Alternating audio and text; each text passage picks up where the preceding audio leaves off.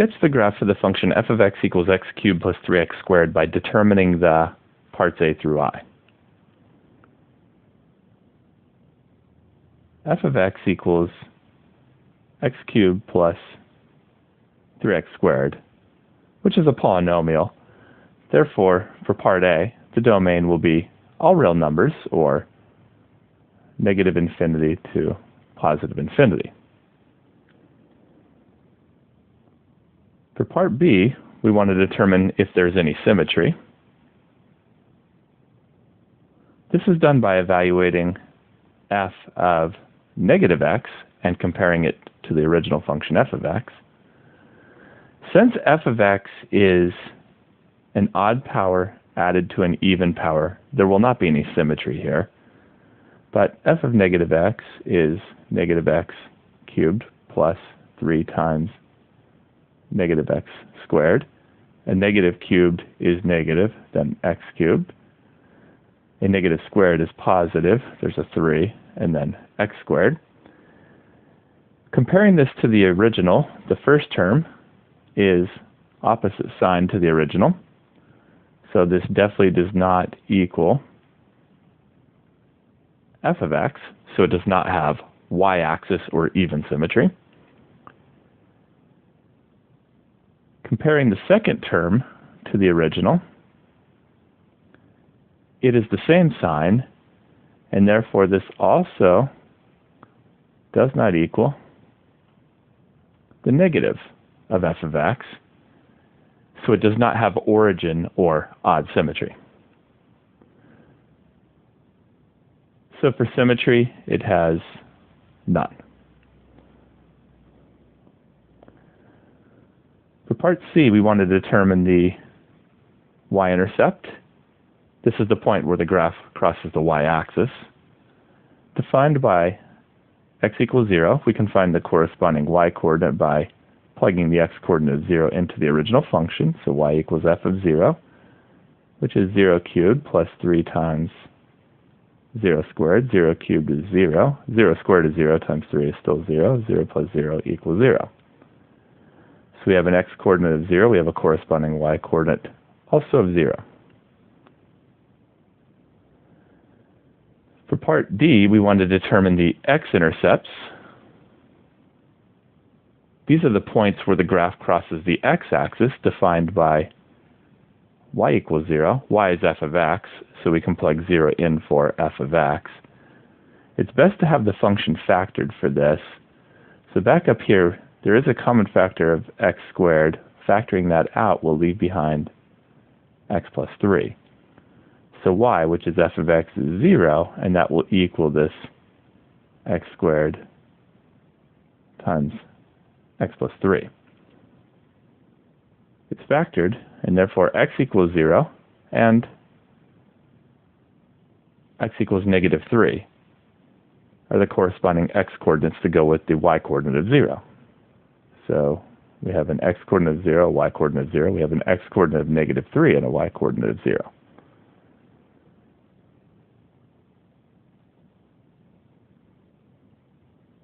For part E, we want to determine any vertical asymptotes. F of x is a polynomial with no denominator, so there will be none. For part F, we want to determine any holes. F of x has no denominator, so there will be none.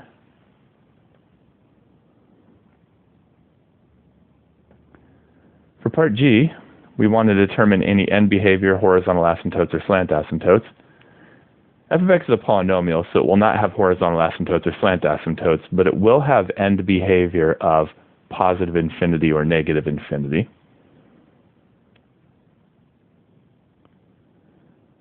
The left end behavior can be determined by taking the limit as x approaches negative infinity of f of x, x cubed plus 3x squared. Only the highest power term matters here. A negative cubed is negative, and then infinity cubed is infinity, so this will equal negative infinity. And the right-hand behavior can be determined by taking the limit as x approaches positive infinity of x cubed plus 3x squared. Only the highest power term matters here. A positive cubed is positive, and infinity cubed is infinity, so this will be positive infinity.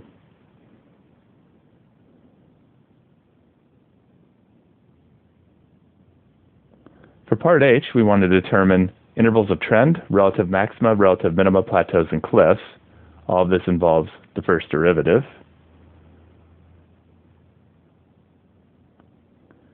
The derivative will be 3x squared plus 6x. We want to fully factor the first derivative. There is a common factor of 3 and a common factor of x. Factoring those out, we'll leave behind an x plus 2. We can now set the numerator equal to 0 and the denominator, if there is one, also equal to 0 and solve for all x's. This will give x equals 0 and x equals negative 2. We will now check to see which of these are in the domain. The domain is all real numbers. Each of these are a real number, so they are both in the domain. They are both a critical number. We can now draw a domain line, a line representing the domain. It has no left end because it starts at negative infinity, no right end because it ends at positive infinity. We can put all critical numbers on here in order. The first one will be negative 2. The second one will be the 0. This splits the domain interval up into 3 separate intervals. We can pick a test value in each of the intervals. Negative infinity to negative 2 contains negative 10. Negative 2 to 0 contains negative 1, and 0 to positive infinity contains positive 10. We can test the trend by plugging the test values back into the first derivative. We only care whether it is positive or negative. So we will plug into the fully factored version, plugging negative 10 in here. Negative 10 times 3 is negative. Negative 10 plus 2 is negative. Negative times negative is positive. We have a positive first derivative, and that corresponds to an increasing trend. Plugging negative 1 in here. Negative 1 times 3 is negative. Negative 1 plus 2 is positive. Negative times positive is negative. We have a negative first derivative, and that corresponds to a decreasing trend. We can plug the test value of positive 10 in here. Positive 10 times positive 3 is positive. 10 plus 2 is also positive. Positive times positive is positive. We have a positive first derivative, and that corresponds to an increasing trend. Right at the critical number of x equals negative 2, we have the trend change from increasing to decreasing. So x equals negative 2 will be a relative maximum.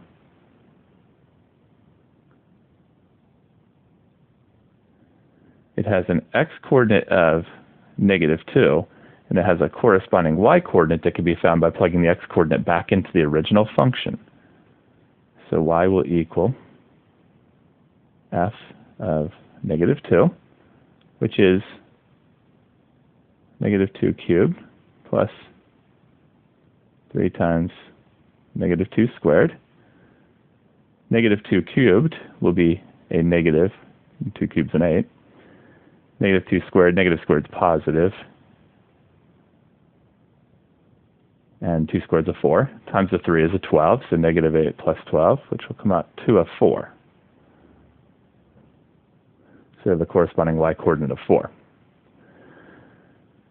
Right at the critical number of x equals 0, we have the trend change from decreasing to increasing, so x equals 0 will be a relative minimum. It has an x-coordinate of 0. It has a corresponding y-coordinate that can be found by plugging the x-coordinate back into the original function. So y equals f of 0, which will be 0 cubed plus 3 times 0 squared. 0 cubed is 0. 0 squared is 0 times 3 is 0. And 0 plus 0 equals 0. So it has a corresponding y-coordinate of 0.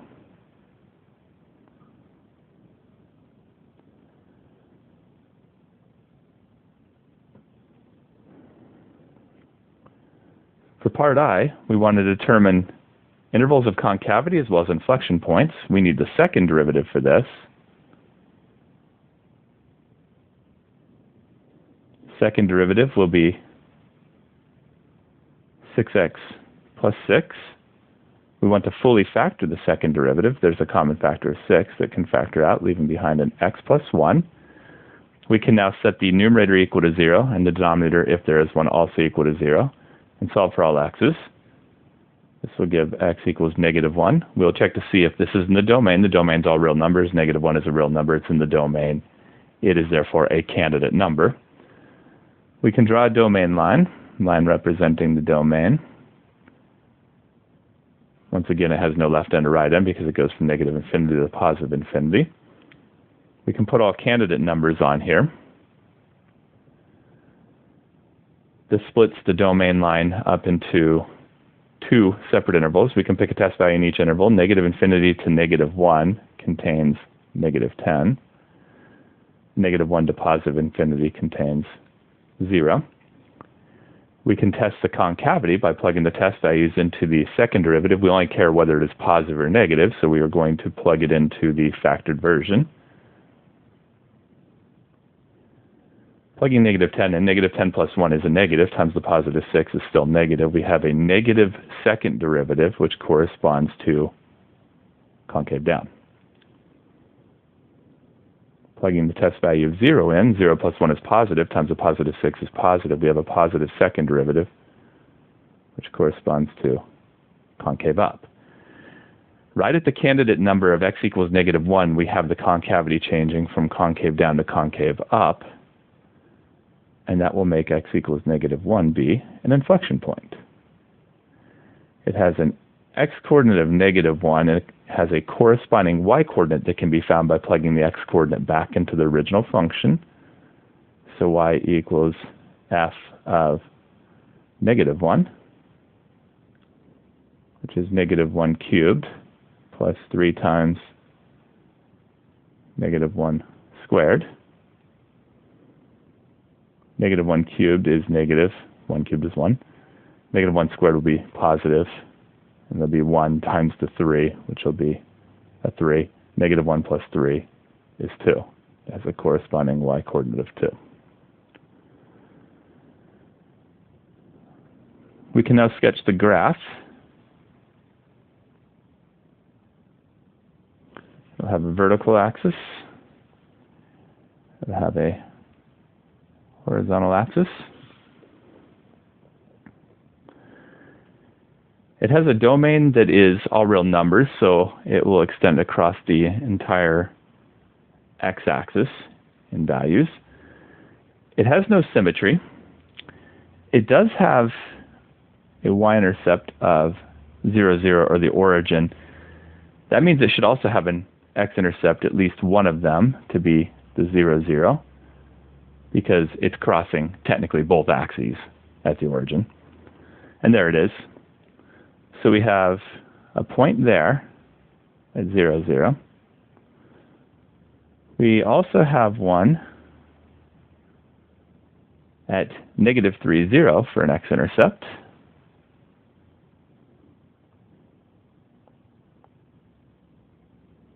That will be here.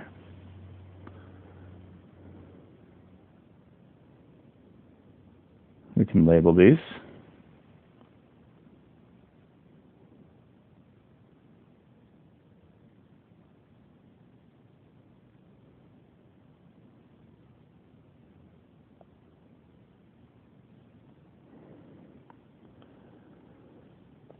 There are no vertical asymptotes. There are no holes. It has left-end behavior of negative infinity. That means it's going to end up down here. The left end will go to negative infinity. And the right end behavior of positive infinity, that means it'll end up here. The right end will go to positive infinity. So we'll check and make sure the graph follows that. We have a relative maximum occurring at -2, 4.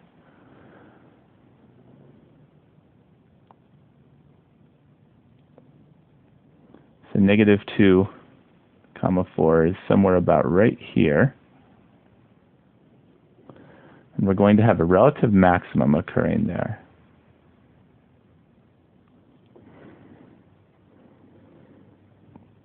So we'll make it look like a relative maximum around that point.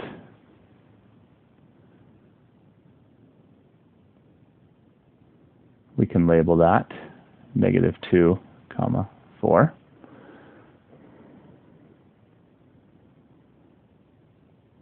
We have a relative minimum occurring at the origin 0, 0. So we can give it a shape like a relative minimum right around there. It's already labeled since it happens to be intercepts. And then we have an inflection point occurring at -1, 2. That is right here. We can label that -1, 2. And we can now connect the pieces together. This inflection point to the left of it, it's supposed to be concave down, so it's going to be curving down the entire time here. Something like that. And then to the right of it, it should be concave up, so it should be curving upward. We can kind of connect these together and curving upward like this. And it is following the left end and right end behaviors as it should. This then is the graph of the function f of x.